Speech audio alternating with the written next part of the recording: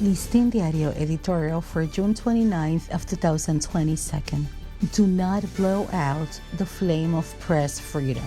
The Chapultepec Index, the most refined diagnosis of freedom of the press and expression in the Americas, has placed the Dominican Republic on the list of 9 countries with good marks in respect of these rights. The evaluation, which covers the years 2020 and 2021, reflects how the country left the category of nations with partial restrictions to one with low restrictions, ranking 4th below Uruguay, Chile, and Jamaica. To a large extent, this progress is the result of a line of respect from the state for the exercise of these freedoms and the favorable climate created by the annulment of legal pieces that sought to reimpose dangerous restrictions on the work of the press. The semi-annual reports presented before the half-year meeting and the General Assembly of the Inter-American Press Association on the Dominican Republic reflected in those years the existence of a framework of general respect for the IAPA and other organizations that monitor these freedoms. However, unexpectedly and inexplicably, we hit the bottom.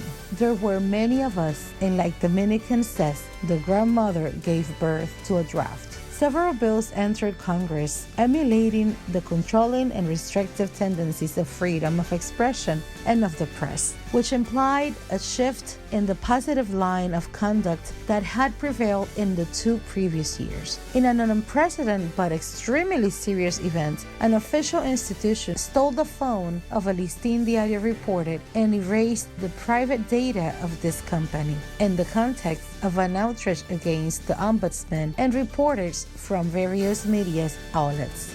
During a frustrated inspection visit to the old Greyhound track, where vehicles are held due to violations of traffic laws. So far, there have been no legal consequences on those responsible for this brutal outrage, because it seems that influences have been moved so that it goes unpunished.